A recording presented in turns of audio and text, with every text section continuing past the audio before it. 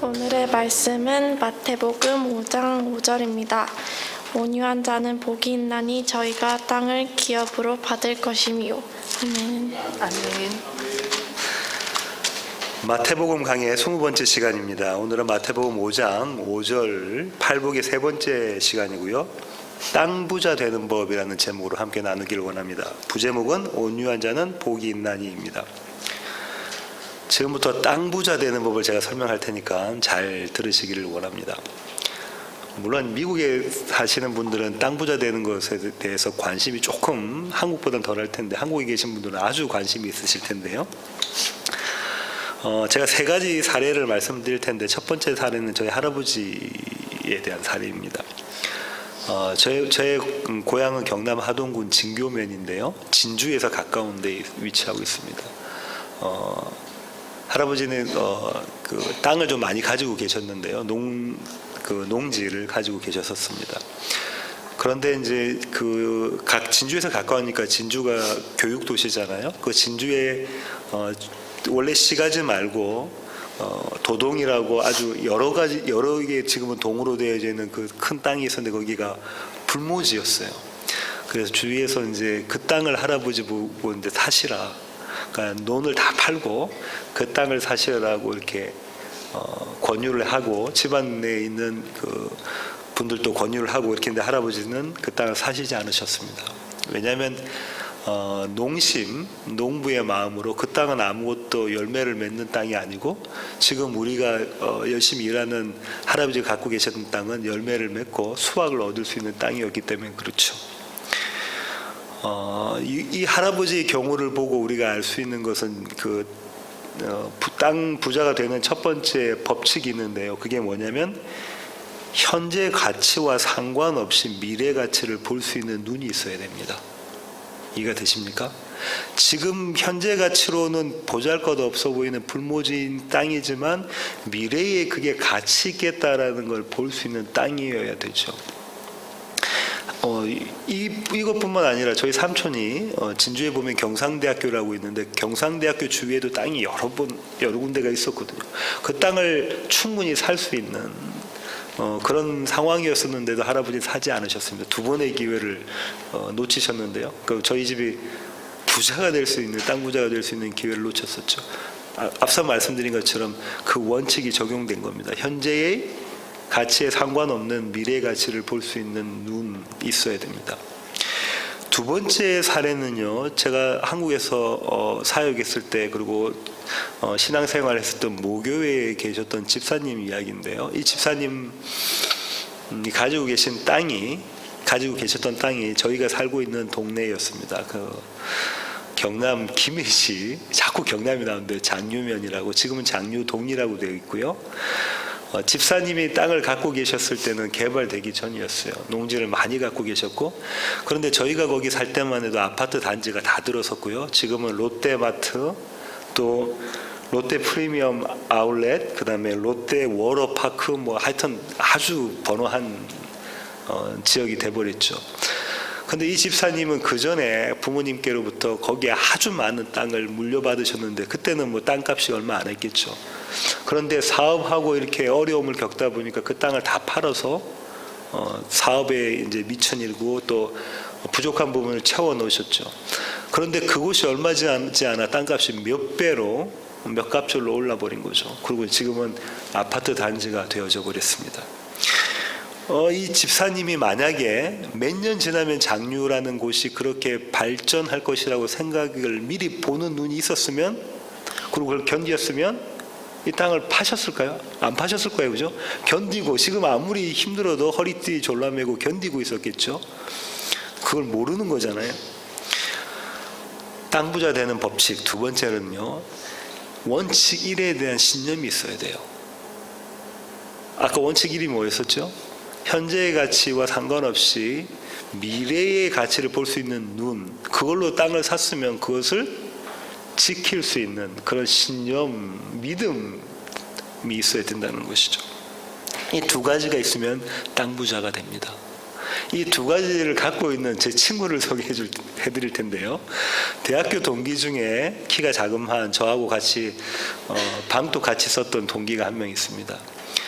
이 친구는 중견기업에 취직을 했는데 저랑 마찬가지로 중견기업에 취직을 했었는데요. 이 친구는 단칸방에서 살면서요. 자취를 단칸방에 하면서 재개발이 된다는 아파트, 조그만 아파트를 돈을 투자해가지고 또 집에서 조금 도움을 얻고 그래서 샀어요. 그러고 난 다음에 거기를 전세를 주고 그다음에 그게 이제 재개발되면 엄청나게 프리미엄이 붙잖아요. 그걸 가지고 다시 재투자를 하고 이렇게 재테크를 잡고 있죠. 그때 저는 뭘 했냐면 친구들하고 술 먹고 어울리고 돌아다니고 재테크의 재자도 몰랐는데 이 친구는 빨리 재테크를 했습니다. 결혼할 때 이미 그 집을 가지고 있었고 결혼하고 나서도 부부가 맞벌이를 했는데요. 아내는 간호사인데 계속 그 맞벌이를 하면서 재테크를 해서 뭐 아파트가 여러 채가 됐죠. 지금은 뭐 부자가 돼버렸습니다. 이 친구는 법칙 1, 법칙 2, 땅 부자 되는 법칙 1과 1, 2를 구비하고 있었죠. 미래 가치를 볼 수 있는 눈과 그걸 위해서 지금 참을 수 있고 믿음을 가지고 확신을 가지고 참는 그걸 다 가지고 있었죠. 그래서 땅 부자가 됐습니다. 이게 땅 부자 되는 법칙입니다. 성경에서 말하는 땅 부자 되는 법칙이 이 두 법칙과 연관이 있는지 지금부터 잘 한번 들어보시기를 원합니다. 성경은 오늘 사랑이가 읽었던 구절에서 뭐라고 제시하고 있냐면요. 땅 부자 되는 조건을 한 가지 제시하고 있어요. 그게 뭐죠? 온유한 자가 되면 땅 부자가 된다라고 이야기를 하고 계십니다. 온유한 자. 사전적 의미로 제가 한번 온유를 찾아볼게요. 사람의 성질이나 표정이 온화하고 부드럽다.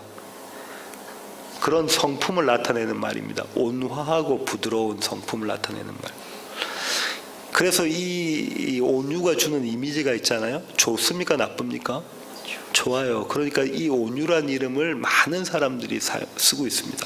엄청나게 많은 사람이 쓰고 있고 제가 아는 사람만 해도 4사람이나 이 온유라는 이름을 가지고 있어요. 한 교회에 저희 모교엔 4사람이나 가지고 있습니다. 성경은 온유한 자만이 땅을 기업으로 받을 것이다 라고 이야기하고요. 아까 김 목사님 기도하시고 있잖아요. 땅을 기업으로 받은 자는 거꾸로 온유하다라고 이야기를 하고 있습니다. 모순 같지 않습니까? 이 세상에서는 온유하면 땅 부자가 될 수 있습니까? 좀 악바라지게 그죠? 억척스러워야 땅을 기업으로 받고 땅 부자가 될 수 있는데 성경은 정반대 모순되는 이야기를 하고 있죠. 온유해야 받을 수 있다라고 하는 거예요. 한때 이런 이야기가 유명했는데 이런 이름이 강남 크리스천 들어보셨습니까? 강남에 사는 기독교인 강남 크리스천이라고 해서 한때 유행이 됐고요. 그 중에 한 분이 전직 대통령이시고요. 그러시죠. 그래서 이분들은 어떻게 생각을 하냐면 자 그럼 우리가 땅을 기업으로 하나님께서 주신다고 하셨으니까 우리가 지금 강남 부자잖아요. 더 부자가 되기 위해서는 온유해야 되겠다. 온유도 투자라고 생각하고 우리가 노력해보자. 온유를 실천해보자. 그렇게 접근하죠. 만약에 성품이 온유하지 못한다면 하자라는 신용이라도 한번 내보자. 이렇게 접근합니다. 그런데 우리가 실천해서 온유가 되어지나요? 실천해서 온유가 되어질 리가 없습니다. 또 이렇게 생각하기도 하죠. 천성적으로 온유한 사람이 있습니다. 성품이 부드럽고 화도 잘 안 내고 저하고는 좀 반대인 그런 온유한 사람이 있어요. 이리 밀면 이리 밀리고 저리 밀면 저리 밀리는 물에 물 탄 듯 술에 술 탄 듯 한 그런 사람은 땅을 기업으로 받는다. 성경이 이야기하는 이야기가 이런 것일까요? 이 세상 부자와는 좀 거리가 먼 온유를 지금 하나님께서 말씀하고 계시다는 것을 저와 여러분은 알 수가 있습니다. 예수님께서 사용하셨던 이 구절, 오늘 조금 전에 사랑에게 읽었던 구절, 온유한 자는 복이 있나니 그들이 땅을 기업으로 받을 것이며, 이 구절은 이미 구약에 한번 등장했던 구절입니다. 시편 37편으로 가겠습니다. 시편 37편 11절입니다.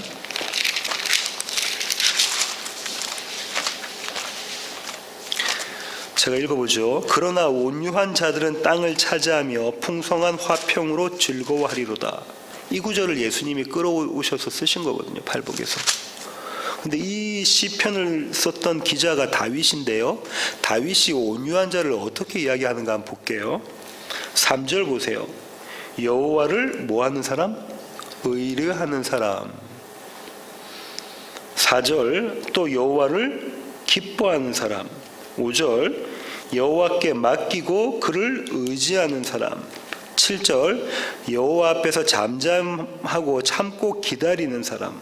9절 여호와를 소망하는 사람. 이런 사람은 온유한 사람이고 이 사람은 땅을 기업으로 받을 것이다 라고 다윗이 이야기하고 있습니다. 이제 온유에 대한 성경적인 감이 좀 잡히신다죠? 의미에 대한 감이 좀 잡히실 거예요. 신학자들은 이 온유한 자가 땅을 기업으로 받는다의 온유를 이렇게 설명합니다. 그웬트 올스본은 이렇게 이야기합니다. 제가 한번 읽어볼게요. 너무 작아서, 그리고 이 작다라는 게 겸손해서인데요. 너무 작아서 교만해질 위험이 없어 하나님께서 높여주실 수 있는 자. 너무 작으니까 이 사람은 교만해질 수가 없는 거예요. 그래서 이 사람을 하나님께서 높여주는 자 이렇게 이야기합니다. 이걸 온유라고 이야기하고요. 말틴 로이드 존스 목사님이 이렇게 이야기합니다. 특권이나 소유, 신분이나 지위를 요구하지 않는 자, 온유한 자라는 거죠. 내가 더 좋은 지위, 더 좋은 특권, 더 좋은 신분, 더 많은 재산 이런 걸 요구하지 않는 자가 온유한 자다 이렇게 이야기합니다. 모두 맞는 말인데요. 그런데 이 문제는 우리가 실천해낼 수 있는 것이냐라는 거예요. 부자 되기가 싫고 그냥 망하고 싶고 매사 껌껌 실패하고 싶고 이런 사람이 우리 가운데 있습니까? 예, 맞는 말이긴 한데 이 신학자들이 이야기하는 얘기가 맞는 말이긴 한데 이걸 우리가 원하고 우리가 실천해낼 수 있는 것이냐라는 것이죠. 그렇지가 않습니다.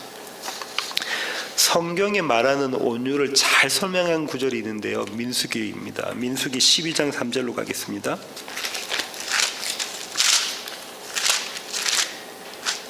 민수기 12장 3절입니다.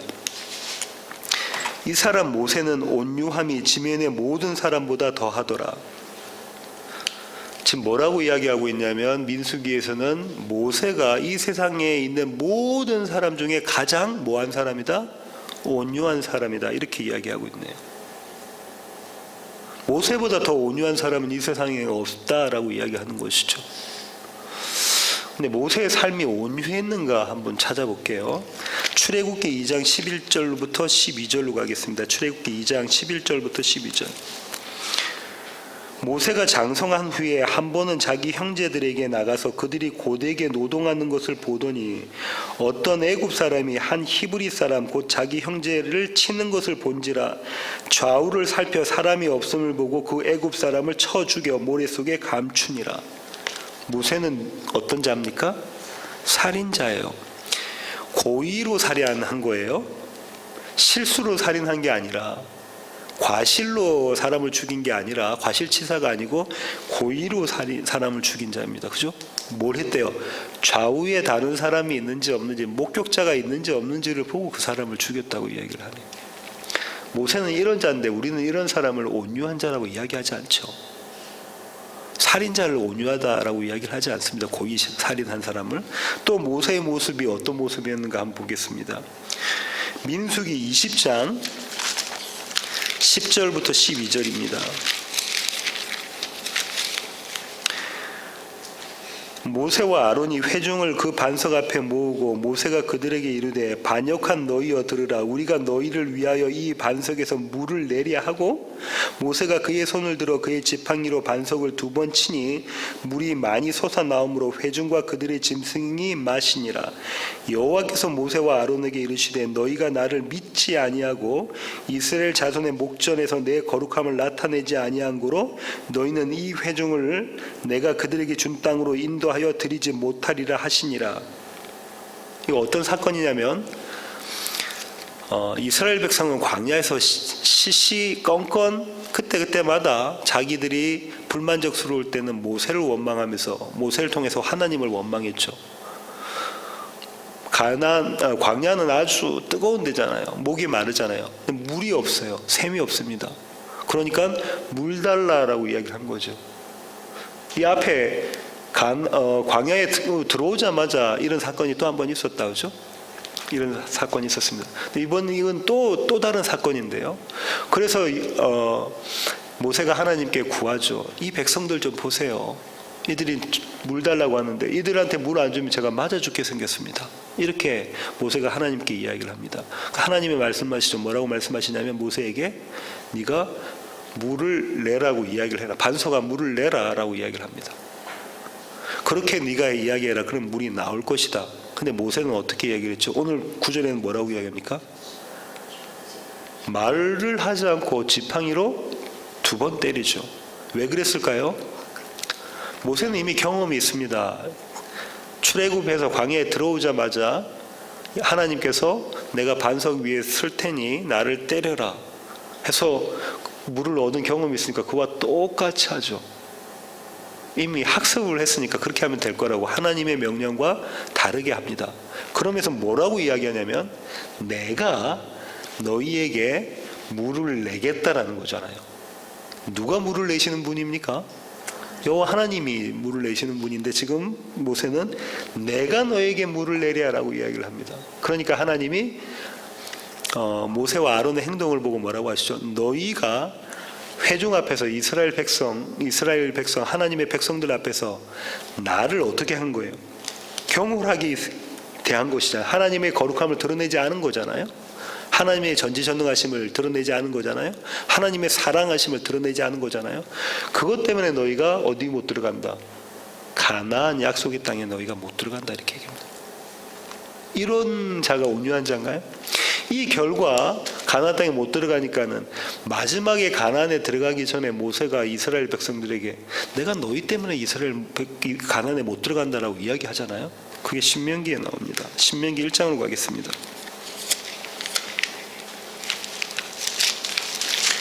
신명기 1장 35절부터 보겠습니다. 이 악한 세대 사람들 중에는 내가 그들의 조상에게 주기로 맹세한 좋은 땅을 볼 자가 하나도 없으리라. 오직 여분네 아들 갈렙은 온전히 여호와께 순종을 하였은즉 그는 그것을 볼 것이요 그가 밟은 땅을 내가 그와 그의 자손에게 주리라 하시고 여호와께서 너희 때문에 내게도 진노하사 이르시되 너로 그리로 들어가지 못하리라. 내 앞에 서 있는 눈의 아들 여호수아는 그리로 들어갈 것이니 너는 그를 담대하게 하라. 그가 이스라엘에게 그 땅을 기업으로 차지하게 하리라. 모세가 이스라엘 백성들에게 하나님의 말씀을 이렇게 대변해서 대언을 합니다죠. 내가 너희 때문에 못 들어간다. 내가 너희 때문에 하나님 앞에 범죄하게 됐거든. 이렇게 이야기하는 거잖아요. 이 자가 지금까지 모세의 삶을 쭉 봤는데요. 바로의 궁에 있었을 때부터 마지막 어디 들어갈 때까지 가나안 들어가기 직전까지의 모세의 삶을 봤는데 이 자의 이 삶의 모습이 온유했나요? 우리가 생각하고 있는 그 온유와는 좀 거리가 다르다죠. 근데 하나님은 민수기 12장에서 뭐라고 이야기하시냐면 이 세상에 있는 모든 사람보다 모세가 가장 온유하다라고 이야기를 하고 계시다고요. 그럼 저와 여러분이 알고 있는 온유와 사전적 의미의 온유가 좀 다르다죠. 이 민수기 12장에서 이야기하는 온유를 저희가 이해하려면 이 컨텍스트를 이해해야 합니다. 12장 1절 한번 보세요. 민수기 12장 1절입니다. 모세가 구수 여자를 취하였더니 그 구수 여자를 취하였으므로 미리암과 아론이 모세를 비방하니라.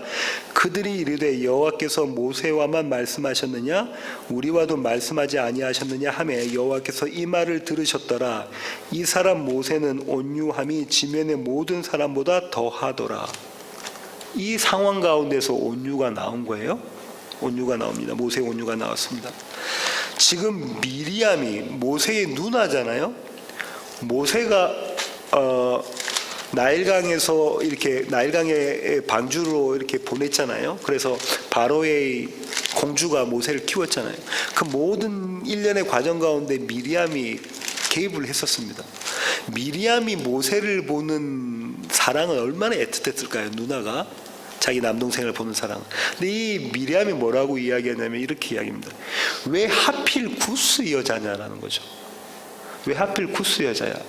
유대 이 이스라엘에게는 그런 여자가 없더니 너와 결혼할 수 있는 여자가 없니? 이렇게 이야기하는 거죠. 이 마음속에, 이 미리암의 마음속에는 어떤 마음이 있었냐면 이 구스 여인은 피부색이 검은 흑인입니다. 이집트 밑에 에디오피아가 있는데 에디오피아와 이집트 사이 가운데쯤 있는 이 여기 있는 사람들을 구스 사람들에게 이야기하고, 이 구스 사람은 어느 민족이냐면 어느 족속이냐면 노아의 아들이 셋이 있잖아요. 그 중에서 어느 족속이겠어요? 함입니다. 누구의 아버지? 가나안의 아버지. 저주받은 족속이란 말이죠. 그 족속인 구스 사람을 취해서 아내로 삼았단 말이죠. 그러니까 이렇게 이야기하는 거죠. 나는 저 구스 사람과는 다르다라고 미리암이 이야기합니다. 미리암 마음 가운데 뭐가 있냐면 정죄와 심판과 정죄가 들어있는 거죠. 나는 저 사람과 달라. 저 사람은 저주받은 족속이고 나는 축복받은 족속이고, 저 사람은 죄인이고 나는 의인이다. 이 마음을 가지고 지금 모세에게 대들고 있습니다. 모세에게 대드는 이 마음은 하나님께 대드는 걸로 비춰지죠. 어떻게 비춰지냐면 이렇게 되는 거죠. 너만 선지자냐? 나도 선지자다. 너만 하나님과 가까이 지내냐? 나도 가까이 지낸다. 그러면서 모세를 무시해버리죠. 그렇습니다.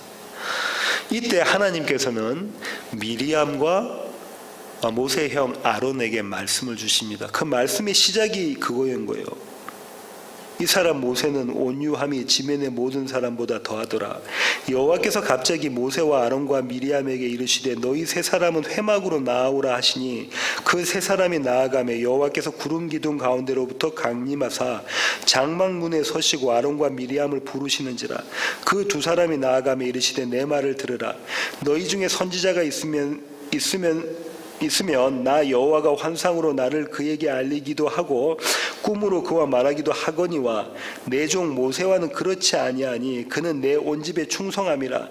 그와는 내가 대면하여 얼굴과 얼굴을 보고라고 있죠. 명백히 말하고 은밀한 말로 하지 아니하며 그는 또 여호와의 형상을 보거늘 너희가 어찌하여 내 종 모세를 비방하기를 두려워하지 아니하느냐. 여호와께서 그들을 향하여 진노하시고 떠나심에 구름이 장막 위에서 떠나갔고 미리암은 나병에 걸려 눈과 같더라. 아론이 미리암을 본즉 나병에 걸렸는지라. 아론이 이에 모세에게 이르되 슬프도다 내 주여, 우리가 어리석은 일을 하여 죄를 지었으나 청하건대 그 벌을 우리에게 돌리지 마소서. 그가 살이 반이나 썩어 모태로부터 죽어서 나온 자같이 되지 않게 하소서. 모세가 여호와께 부르짖어 이르되 하나님이여 원하건대 그를 고쳐 주옵소서.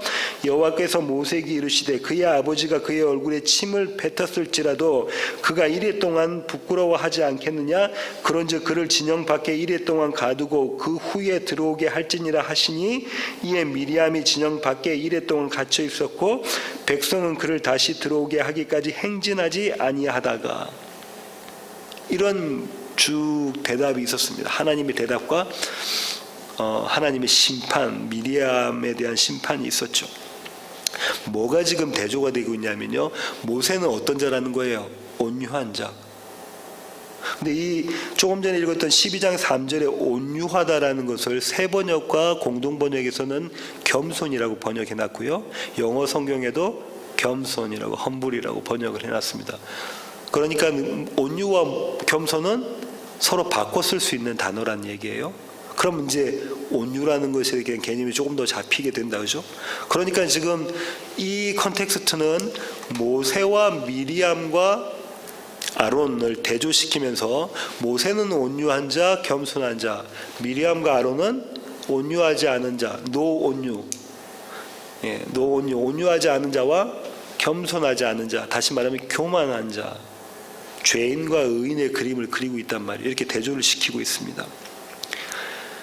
그러면 하나님께서는 왜 모세를 온유한 자라고 이야기하셨나요? 이 컨텍스트에서 왜 하나님은 모세를 온유한 자라고 이야기하셨어요? 미리암이 모세에게 무엇을 얘기했길래 하나님은 미리암 보고 교만하다고 하셨고 온유하지 않다고 하셨습니까? 뭘 얘기했기 때문에 미리암이 모세에게 뭘 얘기했죠? 왜 하필 구스 여인을 취했느냐 이거잖아요. 아내가 없어서 구스 여인을 취했느냐 이것 때문에 미리암은 온유하지 못하고 교만한 자가 되어버렸고, 반대로 모세는 온유한 자고 겸손한 자가 되어버렸단 말이에요. 누굴 취했기 때문에? 구스 여인, 시커먼 여인, 죄인의 여인을 취했기 때문에 그렇습니다. 그러면 모세가 좀 취향이 독특해서 유대 사람이 아닌 흑인인 시커먼 여인을, 구스 여인을 아내로 취했을까요? 모세는 구스 여인을 아내로 취하고 싶었을까요? 이 구스 여인의 모세의 전 부인이 누구죠? 시보라다죠. 시보라도 이방인입니다. 그 다음에 이 구스 여인도 이방인이죠. 모세는 그런 취향이 있었을까요? 그런 것 때문에 그랬을까요? 아마도 그렇지 않았을 거고요. 성경에서 이 온유라고 생각하는 것을 의미를 한번 살펴보면 충분히 이해가 되실 겁니다. 온유라고 번역된 헬라어, 신약의 헬라어 성경은 어떤 단어를 쓰고 있냐면요, 프라우스라는 단어를 쓰고 있어요. 이 단어는 어떤 단어들과 이미지가 상통하냐면 가난함, 억압받음, 겸손함, 짓눌림, 낮음. 그 다음 히브리어로는 아나브라고 하는데요, 이 아나브는 온유, 가난, 고통, 억압 이런 거예요. 근데 좀 더 제가 쉽게 설명해드리면 이런 겁니다. 들판에 야생마가 있어요. 이 야생마는 한 번도 사람을 태워본 적이 없는 야생마입니다. 이 야생마 위에 사람이 타면 이 야생마는 어떻게 할까요? 펄쩍펄쩍 뛰고 발길질을 하고 난리가 날 거예요. 그죠? 난리가 날 겁니다. 이런 야생마를 길들이는 것이 온유입니다. 그러니까 어떤 거냐면 아주 강력한 힘이 야생마는 도저히 날뛸 수 없게 꽉 잡아가지고, 야생마는 도저히 감당할 수 없는 큰 힘이 야생마를 꽉 누르고 있어서 오도 가도 못하게 만들어놔서 그 야생마를 길들이는 거예요. 그리고 그 야생마 위에 타는 것, 그것이 온유입니다. 그러면 그냥 보기에 좋아 보이고 그냥 상냥하고 스마일 하는 게 온유가 아니라, 어떤 강력한 힘이 나를 눌러서 나는 도저히 나의 뜻대로가 아니라 고삐를 쥐고 있는 주인이 가라면 가고 서라면 서는 그 위치에 있는 것이 온유라는 말이에요. 모세의 경우 그럼 누가 모세 보고 구스 여인, 시커먼 구스 여인을 취하라고 하셨을까요? 하나님이 하셨어요. 하나님이 하셔서 자기의 기호와 자기의 취향과는 상관없는 다른 사람은 취하지 않으려고 하는 그 구스 여인을 취해서 데리고 왔단 말이에요. 그리고 나의 아내다라고 공포를 한 거죠. 이스라엘 백성들 앞에 공포를 한 거예요. 그걸 성경은 온유하다라고 이야기하고 겸손하다라고 이야기하고요, 그와 정반대로 나의 뜻대로 그거 보기 싫네요, 로터브 선하지 않네요 이야기하는 것을 교만하다, 온유하지 않다라고 이야기하고 있는 것입니다. 이것은 하나님께서 하나님의 구원의 작정을 모세를 통해서 설명하기 위한 거잖아요. 그렇잖아요. 죄인 된 자, 아무도 취하려고 하지 않는 그 여인을 나의 아내로 삼았다. 그리고 그 구스 여인이 바로 이스라엘 너희다라는 것을 설명해 주려고 하시는 것이란 말이에요. 모세는 누구 역할을 하고 있냐면 하나님의 역할, 예수 그리스도의 역할을 하고 있는 것이죠. 저주받은 자, 사망한 자, 생산해낼 수 있는 것은 죄밖에 없는 자를 구원해내시는 그 구원을 설명하시기 위한 것입니다. 근데 어떻게 구원하신다고요? 모세가 구스 여인과 뭐 했습니까? 결혼, 하나됨, 연합, 이 결혼으로 내가 너희를 구원해낼게 라고 하시는 거예요. 이게 온유한 자의 의미입니다. 성경에는 이와 유사한 사례들이 나오는데요. 시커먼 여인을 자기 아내로 삼은 왕이 있습니다. 누굽니까? 솔로몬입니다. 솔로몬. 아가서로 가겠습니다. 아가서 1장 5절부터 6절입니다. 아가서 1장 5절부터 6절. 예루살렘 딸들아, 내가 비록 검으나 아름다우니 게달의 장막 같을지라도 솔로몬의 휘장과도 같구나. 내가 햇볕에 쬐어서 겉무스름할지라도. 이 술람미 여인은, 솔로몬의 아내 되는 이 술람미 여인은 시커먼 사람이에요. 그죠? 시커먼 사람인데 솔로몬이 예루살렘의 궁에 있는 하얀 여자, 살결이 하얀 여자라고 표현하는데, 그런 백옥 같은 여인, 예쁜 여인, 아름다운 여인은 다 마다하고 누굴 사랑한다는 거예요? 햇빛에 그을은 시커먼 여자, 그 여자를 사랑한다. 여기 나와 있는 게달의 장막은 어떤 거냐면요, 그 검정색 염소 있잖아요. 흑염소로 이게 이 천막을 치는 거예요. 그러니까 얼마나 시커멓겠어요. 그 모습 같은데도 나를 사랑하는 사람은, 솔로몬 왕은 나를 사랑한다 지금 이야기하고 있는 거예요. 술람미 여인. 솔로몬의 이름의 뜻은 뭐죠? 샬롬의 뜻은 뭡니까? 평화, 평강인데요. 하나님은 솔로몬이 날 때 다윗에게, 아버지인 다윗에게 솔로몬의 이름을, 다른 이름을 주셨어요. 그게 뭡니까? 여디디아입니다. 이 여디디아는 여호와의 기쁨이나 아니면은 또 다른 뜻은 여호와 하나님이 사랑하시는 자라는 거예요. 그러니까 사랑하는 자, 내 안에 이 의미가 담겨져 있습니다. 술람미는 히브리어는 모음이 없다고 그랬죠. 우리가 읽기 위해서 모음을 갖다 붙인 거예요. 후대에 원래 모음이 없이 자음만 있었어요. 자음이 같습니다. 솔로몬과 술람미가 같다는 거예요. 그러면 아가서에서 솔로몬이 이야기하고자 하는 것은 뭐냐면, 솔로몬은 누굴 이야기하는 거예요? 왕은 여호와, 술람미 여인은 나다라는 거예요. 솔로몬 나다, 이 얘기를 지금 하고 있는 것이거든요. 하나님께서 저 시커먼 술람미 여인 같은 나를 붙잡으셔서 나와 결혼하시고 나와 사랑하시네, 이 사랑의 고백을 담고 있는 게 아가서거든요. 성경에 또 다른 인물이 있는데요, 개차방 같은 여인을 자기 아내로 삼은 사람이 있습니다. 그런 선지자가 있습니다. 누군가요? 호세아입니다. 그렇죠? 호세아 1장 2절부터 3절로 가겠습니다. 호세아 1장 2절부터 3절입니다.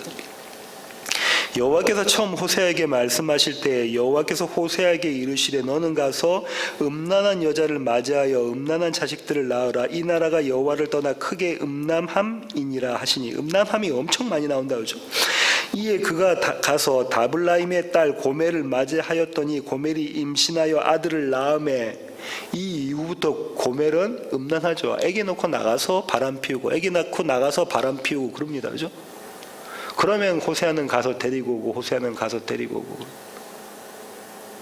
얼마를 주고 데리고 오죠? 은 15냥과 보리 한 세겔. 그거는 다 합치면 은 30냥이라고 말씀드렸죠. 예수 그리스도 이야기하고 온다고 얘기했어요. 호세아는 다른 말로는 여호수아, 다른 말로는 예수아, 다른 말로는 예수입니다. 고멜은 무슨 뜻을 갖고 있냐면요, 마지막, 끝과 마지막이니까 완성이라는 의미도 가지고 있습니다. 결국은 호세아와 결혼해서 완성을 이루는 그림이 그려져 있는 겁니다. 그런데 잘 생각해 보세요. 호세아가 음란한 여인 고멜을 데리고 오고 싶겠습니까? 아무리 온유한 자라고, 지상에서 온유한 자라고 해도 호세아가 그런 음란한 개차방 같은 여자를 데리고 오고 싶겠냐고요. 데리고 오면 다른 남자 찾아가고, 데리고 오면 다른 남자 찾아가는데, 지금 이제 결혼하려고 하는 두 부부도 있지만 그렇게 하겠냐고요. 이것도 하나님이, 좀 전에 하나님이 호세아에 보고 이야기했잖아요. 고멜을 데리고 와라. 뭐가 있는 거죠? 절대적인 강력한 힘이 야생마를 누른 그 자리에서 일어나는 것, 그게 온유라는 거예요. 나의 뜻과 의지가 아닌 것이. 그렇게 발휘되는 것이 온유라는 것이죠.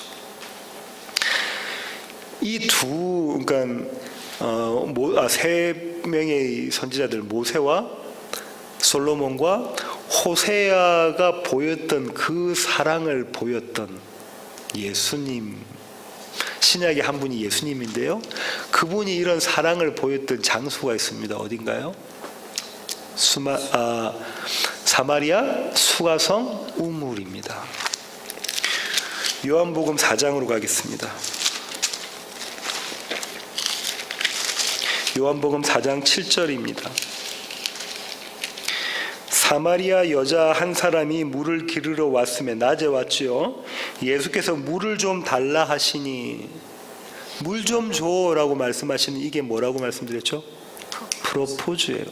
얼마 전에 보리 청년이 사랑이 청년에게 했던 그 프로포즈. 예수님이 지금 누구한테 하냐면 수가성 사마리아 여인에게 물 좀 줘 이렇게 하면서 프로포즈하고 있어요. 나랑 결혼하자라는 거죠. 나랑 혼인하자. 그런데 이 신부의 모습이 어땠냐면요, 그걸 좀 보여드릴게요. 16절부터 18절까지 한번 보겠습니다. 요한복음 계속해서 4장입니다. 이르시되 가서 내 남편을 불러오라. 여자가 대답하여 이르되 나는 남편이 없나이다. 예수께서 이르시되 네가 남편이 없다는 말이 옳도다. 너에게 남편이 5이 있었고 지금 있는 자도 내 남편이 아니니. 지금 6명의 남편이 있다죠. 내 말이 참되도다. 6명의 과거에 있던 모든 남편, 지금 현재까지 있는 이 남편은 다 네 남편 아니네. 7번째 완성으로 오는 남편이 있는데 그 남편이 누구라는 거죠? 나인 예수 그리스도다, 이렇게 이야기를 하는 거예요. 이때까지 이 개차반 같은 여자는 자기 남편을 못 알아봅니다.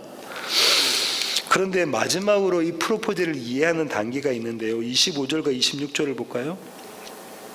여자가 이르되 메시아 곧 그리스도라 하는 이가 오실 줄을 내가 아노니 내 남편이 올 겁니다. 그가 오시면 모든 것을 우리에게 알려주시리이다. 예수께서 이르시되 네가 말하는 내가 바로 그 사람이야. 뭐라고? 내가 그 7번째 남편, 완성으로 오는 남편, 너의 남편됨의 끝, 고멜, 끝, 마지막 완성으로 오는 남편이 나 예수다, 예수 그리스도다라고 이렇게 프로포즈를 하시니까 이때야 이 여자가, 개차바 같은 여자가 언더스탠드, 이해를 하게 되죠.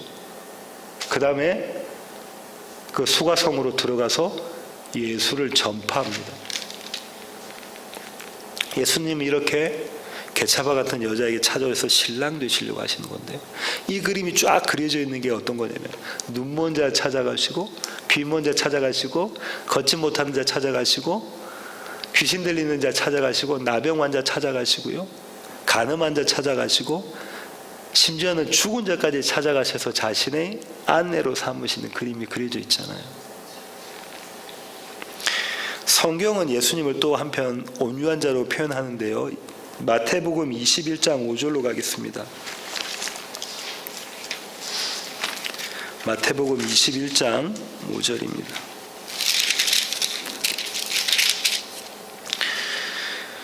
어, 4절부터 읽어볼게요. 이는 선지자를 통하여 하신 말씀을 이루려 하심이라. 일러스되 시온 딸에게 이르기를 내 왕이 내게 임하나니 그는 겸손하여 나귀 곧 멍에 매는 짐승의 새끼를 탔도다 하라.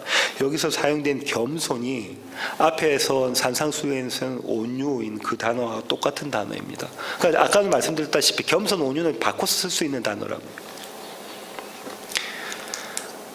왜 성경인 선지자들은 예수님을 온유하고 겸손했다고 하죠?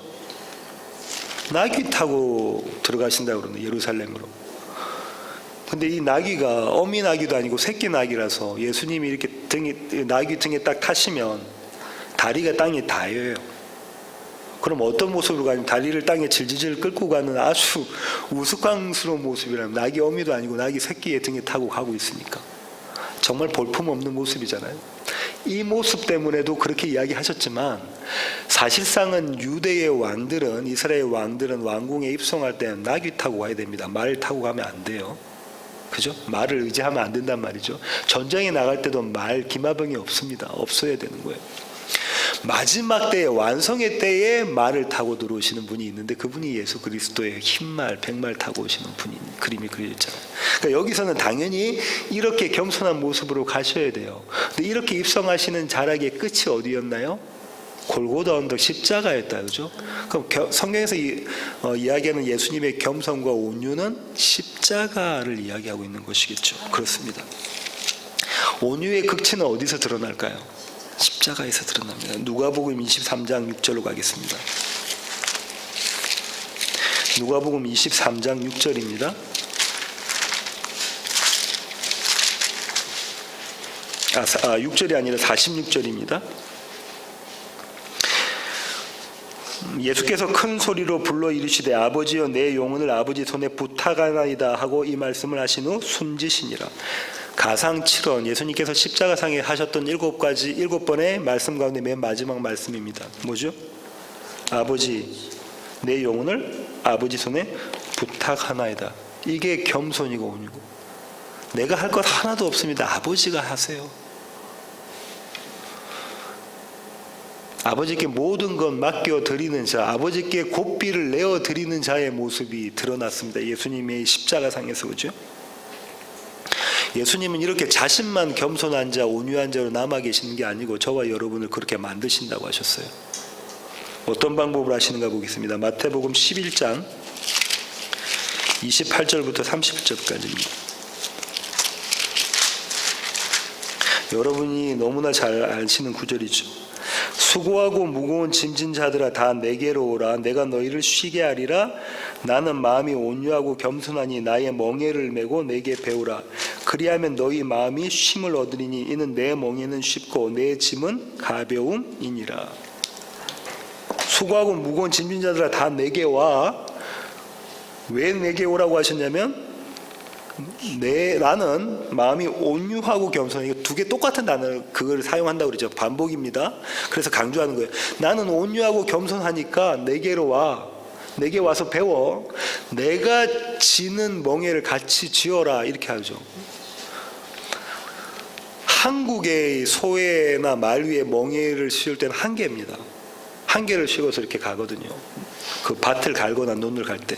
근데 이스라엘은 멍에에 소 2마리가 섰어요. 그 멍에를 서가지고 이렇게 밭을 갈 때 어떻게 하냐면 이스라엘은 밭을 갈 수 있는 멍에를 접은 큰 소가 있고요. 그 옆에 작은 소를 붙입니다. 한 번 더 멍에를 안 진 소를 옆에 붙이고 멍에를 같이 지게 하죠.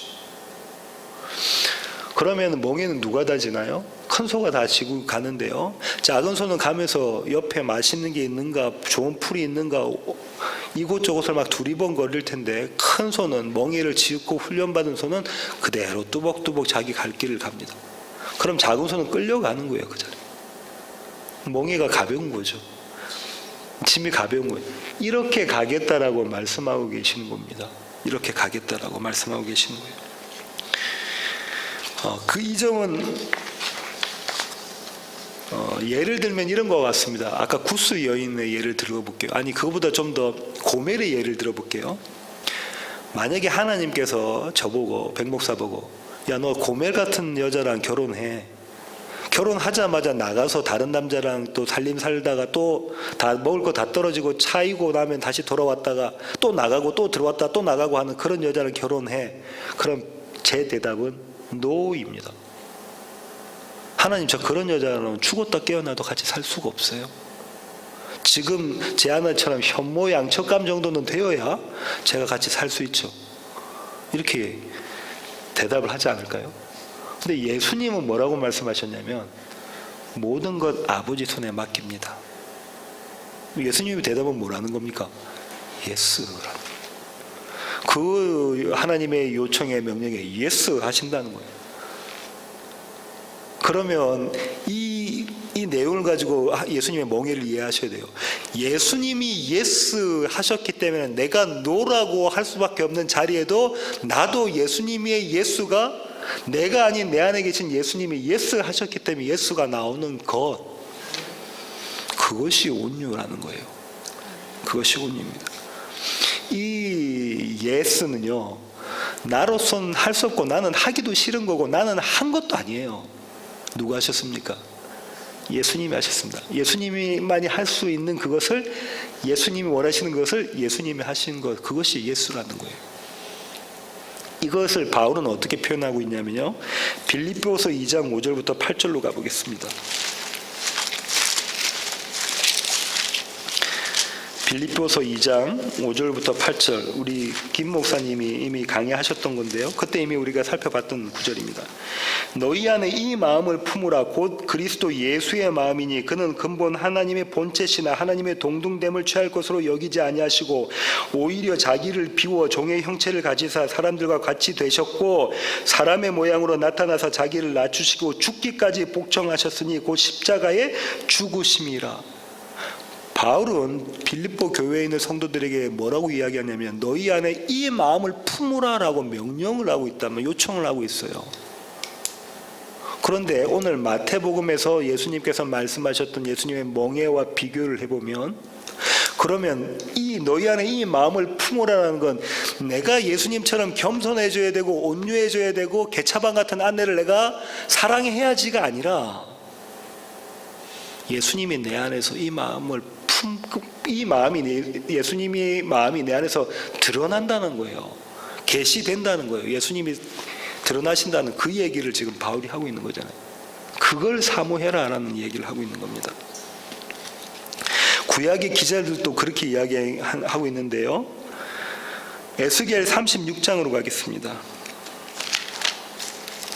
에스겔 36장 24절부터 28절을 볼게요. 내가 너희를 여러 나라 가운데서 인도하여 내고 여러 민족 가운데에서 모아 데리고 고국 땅에 들어가서 이제 가나안 땅으로 가는 거죠. 맑은 물을 너희에게 뿌려서 너희로 정결하게 하되 곧 너희 모든 더러운 곳에서와 모든 우상 숭배에서 너희를 정결하게 할 것이며, 어디서 정결한대요? 우상 숭배에서부터 정결한다고 하는 겁니다. 또 새 영을 너희 속에 두고, 예수의 영, 하나님의 영, 성령을 두고 새 마음을 너희에게 주되 너희 육신에서 굳은 마음을 제거하고 부드러운 마음을 줄 것이며, 또 내 영을 너희 속에 두어 너희로 내 율례를 행하게 하리니, 이 율례를 행하는 것은 하나님이시다, 그죠? 예수님이십니다. 너희가 내 규례를 지켜 행할지라 내가 너희 조상들에게 준 땅에서 너희가 거주하면서 내 백성이 되고 나는 너희의 하나님이 되리라. 뭘 준대요? 이렇게 되면 내가 땅 줄게. 내가 땅 줄게. 그럼 그 땅을 받는 자는 어떤 자라는 거예요? 하나님의 영이 들어와서 부드러운 마음을 가지고 그 하나님의 영 때문에 하나님의 약속과 하나님의 규례를 실천하는 자라는 거예요. 이런 자가 땅을 얻는다라고 이야기하고 있다. 이 땅은 한국의 강남, 서울의 강남의 땅과는 다르다, 그죠? 이 땅은 종말에 완성되어질 때 얻을 땅입니다. 그거 분명한데요. 계시록 21장 1절부터 4절로 가겠습니다. 계시록 21장 1절부터 4절입니다. 여러 번 읽는데요. 또 내가 새 하늘과 새 땅을 보니 처음 하늘과 처음 땅이 없어졌고 바다도 다시 있지 않더라. 또 내가 보니 거룩한 성 새 예루살렘의 하나님께로부터 하늘에서 내려오니 그 준비한 것이 신부가 남편을 위하여 단장한 것 같더라. 내가 들으니 보좌에서 큰 음성이 나서 이르되 보라, 하나님의 장막이 사람들과 함께 있으며 하나님이 그들과 함께 계시리니 그들은 하나님의 백성이 되고 하나님은 친히 그들과 함께 계셔서 모든 눈물을 그 눈에서 닦아주시니 다시는 사망이 없고 애통하는 것이나 곡하는 것이나 아픈 것이 다시 있지 아니하리니 처음 것들이 다 지나갔음이로라. 새 하늘과 새 땅, 이 땅 주시겠다고 이야기하고 계시는 것이죠. 그래서 신학자 그랜트 오스본이 이렇게 이야기합니다. 현재가 아닌 미래에 대한 묵시적인 약속이다, 이 땅은. 그러니까 이 땅을 바라보는 것, 이 땅을 주신다는 약속은 어떤 의미냐면 성도가 지금 겪고 있는 고난, 이 고난 가운데 있는 성도가 바라볼 소망이라는 거예요. 그러면 그건 완성의 때고, 그렇게 해석하면 조금 빈약합니다. 그러면 그 완성의 땅을 소유하는 자가 누구냐면요, 그 땅을 지금 살아가고 있는 사람이라는 거예요. 그 땅을 이미 기업으로 받은 자란 얘기예요. 오늘 그 땅을 점령해서 얻게 되는 사람이라는 겁니다. 가나안 땅을 보세요. 가나안 땅은 누가 들어가냐면 1세대는 죽고 2세대가 들어갔죠. 옛사람은 죽고 새 사람이 들어갔습니다. 모세는 죽고 여호수아가 들어가는 곳, 그것이란 말이죠. 이 새 사람 1세대 여호수아가 들어가는 그 땅, 그 저와 여러분 지금 살고 있는 땅입니다. 잘 상상해 보세요. 가나안에 그때 사람들이 살고 있었죠. 가나안에 사람들이 살고 있었는데 이제 하나님의 백성 이스라엘이 요단강을 건너서 여리고성 무너뜨리고 아이성 무너뜨리고 그리고 이제 들어갑니다. 그죠? 그 들어가는 장면이 있잖아요. 그때 그 들어간 땅은 세상의 눈으로 봤을 때는 어제의 땅과 오늘의 땅이 다른 땅인가요? 세상의 눈으로 봤을 때는 어제의 가나안 그 땅이 오늘의 가나안 땅이고 내일의 가나안 땅입니다. 똑같은 땅이에요. 그잖아요. 똑같은 땅입니다. 근데 땅의 주인이 바뀌어 버렸어요.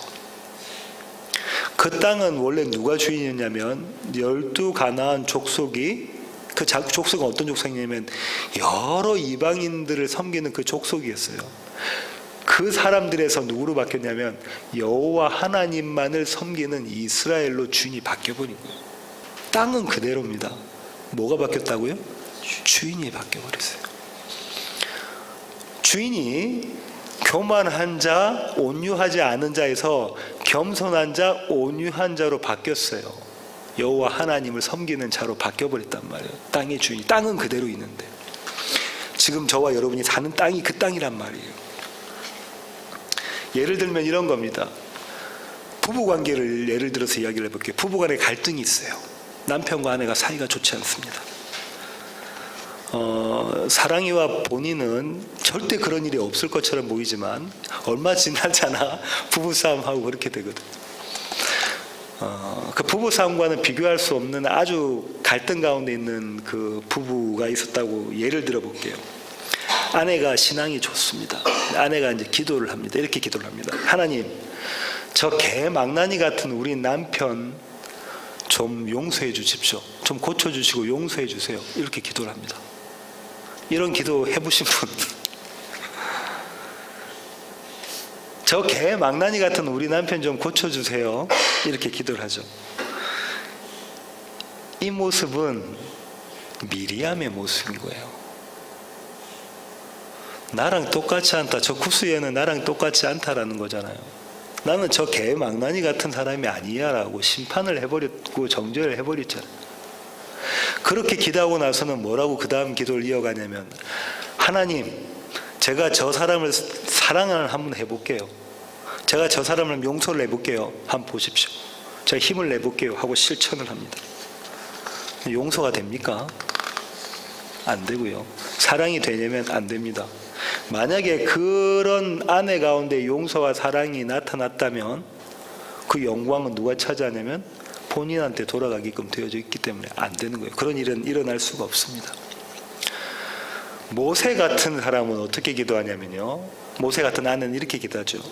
그 남편과 예수님의 골고다 언덕 위의 십자가와 겹쳐져 보입니다. 오보렙이 돼서 예수님의 십자가에 예수님이 매달려 있는 모습을 보고 그 자리에 매달려 있는 자기의 모습을 보게 되죠. 그러면 자기가 어떤 자인지를 깨닫고 난 다음에 남편을 위해서 기도합니다. 하나님, 저는요, 저 남편을 사랑할 자격이 없습니다. 하나님, 저는요, 저 남편을 용서할 자격이, 능력이 아무것도 없습니다. 저는 못합니다. 내 안에 계신 예수의 영이 드러나 주십시오. 내 안에 계신 예수가 내 남편을 사랑하게 해 주십시오. 내 안에 계신 예수가 내 남편을 용서하게 해 주십시오. 그러면서 예수의 등에 있는 한 옷자락이라도 잡으려고 손 내밀게 되어져 있습니다. 성경은 이것을 믿음이라고 이야기합니다. 나의 공로가 아니라 예수의 공로에 힘입는, 예수의 의에 힘입는 것을 믿음이라고 이야기를 하죠. 이때에 하나님의 통치, 하나님의 다스리심이 하나님의 백성 위에 내려오게 되는 거죠. 예수가 드러날 때에 내려오게 되고, 이 하나님의 백성이 하나님의 땅, 약속의 땅에서 살게 되는 것입니다. 약속의 땅 이해가 되십니까? 여호수아 그러니까 예수님을 앞세워 광야의 2세대가 가나안 땅으로 약속의 땅으로 들어갈 때 사람의 눈으로 봤을 때는 그 땅은 어제의 땅과 다름이 없는 똑같은 땅이었다고요. 저의 직장, 저와 여러분의 직장, 저와 여러분의 사업, 저와 여러분의 인간관계, 어제와 오늘이 똑같아 보이는 땅이란 말이에요. 이해가 되십니까? 전혀 다를 게 없는 똑같은 땅인데 그 땅에 누가 다스리시고 그 땅의 주인이 누구냐에 따라서 땅이 바뀌어 버리는 거라고요. 온유한 자는 하나님을, 고삐를 쥔 자가 하나님이라는 걸 인정하고 그분께 모든 것을 맡깁니다. 하나님, 내가 하나님께 모든 걸 맡깁니다라고 이야기하는 그 자에겐 그 땅이 하나님의 약속의 땅, 프라미스 랜드가 됩니다. 이해가 되십니까? 이 약속의 땅을 오늘 밟고 사는 사람들이 마지막 때에 완성되는 새 하늘과 새 땅에 동참할 수 있는 자격이 있는 자들인 거예요. 지금 여기서 그걸 경험하지 못하면 마지막 때에 그 새 하늘과 새 땅을 공유하지를 못하는 자라는 얘기입니다.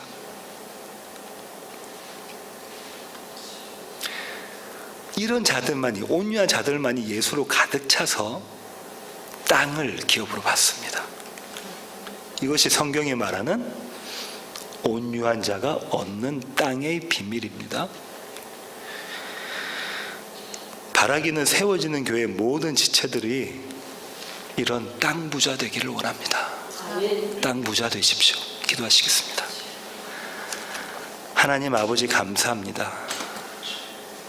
하나님, 우리는 온유할 수가 없는 자이고 겸손할 수가 없는 자라는 것 주님 말씀을 통해 배웠습니다. 단 한 분 온유하시고 겸손하신 분이 우리 가운데서 자신을 계시하실 때 우리가 온유한 자로 겸손한 자로 땅을 기업으로 받을 자임을 깨닫습니다.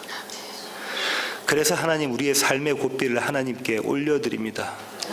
하나님이 다스리셔서 하나님께서 약속하셨던 그 기업인 땅을 경험하는 저희들 되게 하셔서 그 은혜로 말미암아 감사하고 기뻐하고 그렇게 하나님을 예배하는 우리 세워지는 교회 모든 지체들 되게 하여 주시옵소서. 귀하신 예수님의 이름으로 기도합니다.